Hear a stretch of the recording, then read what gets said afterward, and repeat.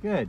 Awesome. What can I get started for you? I'll take a double with grilled onions and chopped chilies and no spread, Okay. and a side of fries, done crispy.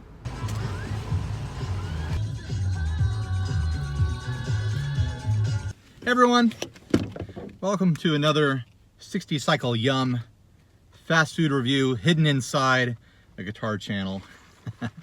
This time I'm doing another fast food meal that I know I'm gonna love, In-N-Out.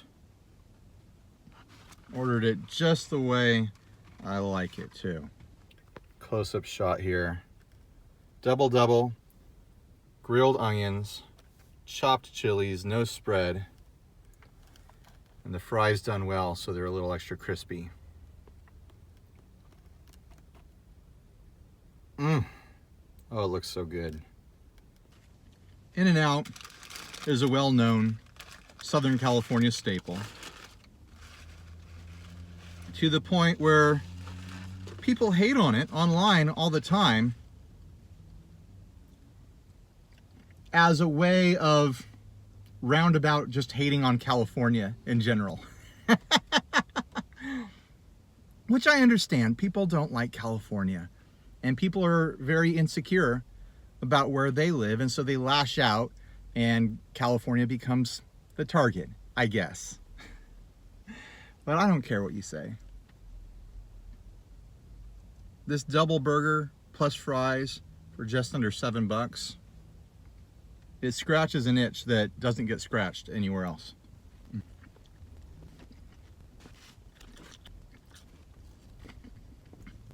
Something I pay close attention to when I'm checking out a fast food hamburger is the qualities of the meat. Not the quality of the meat, because I don't know where it comes from. I don't know what its actual quality is, but I can tell you what its qualities are. And I've noticed that In-N-Out uses a really tender beef. Like other fast food places that I go to, when I pay attention to the beef, it's kind of tough, a little bit dry, it's being helped a lot by the cheese or the sauces or whatever. The meat from In-N-Out stands on its own. It's tender, it's got a really nice kind of loose grit to the ground beef grind. And very different compared to that McDonald's Big Mac I had a few 60 Cycle Yums ago. It's got a big beef flavor, like big beef flavor. And it's not gray, it's brown, it's caramelized brown. Sometimes you'll get it and there'll actually be a little bit of pink left in the patty, but they got this all the way cooked this time. Tender and juicy and full flavored. It tastes like beef that I would buy from the grocery store and make my own hamburgers at home.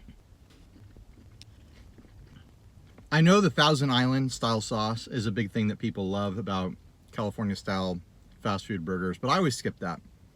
I'm not a fan of getting a lot of sauce on my burgers. I like the burger to stand on its own, mostly just wrapped around meat and cheese, but then, you know, adding some veggies in there is nice. If you've got a meat and cheese hamburger and nothing else, and is dry, it needs sauce to help it, there's something wrong. In this case, you've got a really very moist tomato, really fresh, crisp lettuce. The meat is juicy and tender. The cheese is fully melted, combined with that produce. There's nothing dry about this. It doesn't need sauce. I don't miss those flavors. I don't miss the sauce texture. This is how I like it.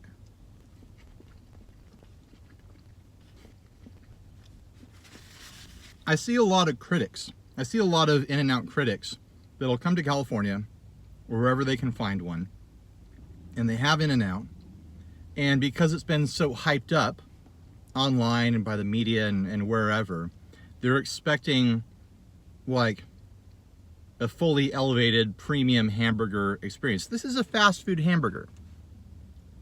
I would never try to sell this as anything other than a fast food hamburger. But it's a really good fast food hamburger, in my opinion. And if you grow up with it, it's a cultural flavor. It's a local flavor. There's a reason why people who leave the West Coast crave these. They just crave In-N-Out because it gets inside of you and you can't get that itch scratched anywhere else. But I totally understand people trying it for the first time or the first couple of times and being like, I don't get it. What's the hype? It's a fast food hamburger. Yeah, it is a fast food hamburger.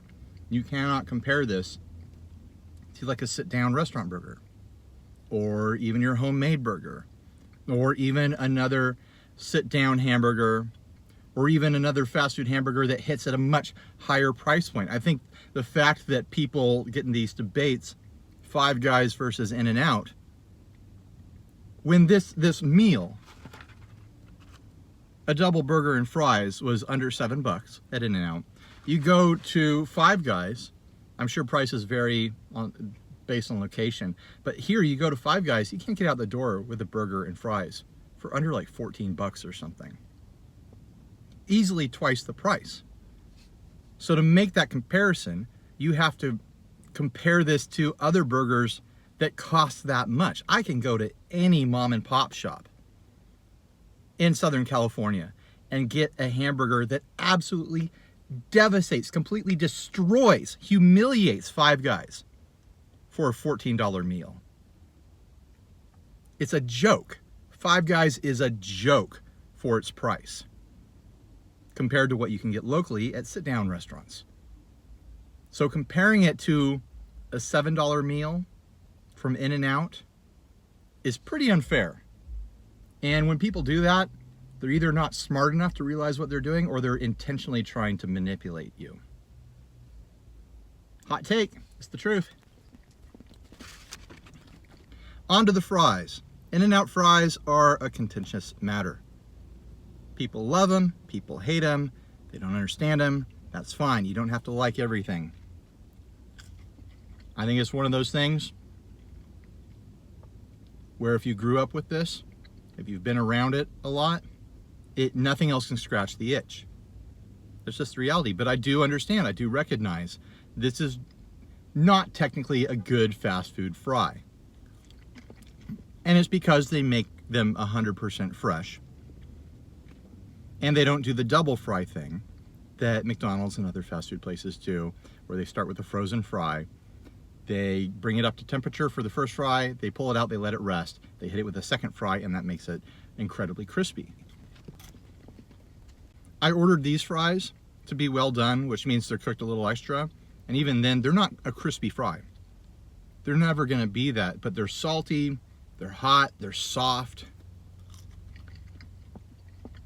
It's a very, like, pure potato sort of flavor and experience. You either love it or you don't. I'm not always in the mood for the fries from In-N-Out. And when that happens, I usually get myself a 3x3. I get an extra patty of meat and an extra piece of cheese, and I skip the fries. Getting hot in here, I had to roll down the window. So what do you think? Are you a lover or a hater of In-N-Out?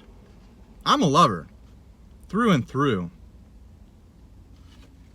It's hard for me to imagine not being able to get In-N-Out when I'm craving it. But I understand that other people don't like it. And that's fine. There's so many options. There's so many other places you can eat, good places you can eat. But I don't think it's fair for people in other places to be so bitter and so worked up and make it such a huge part of their identity that they don't like In-N-Out. Who cares? Who cares? Like your local stuff that you can get, that's fine.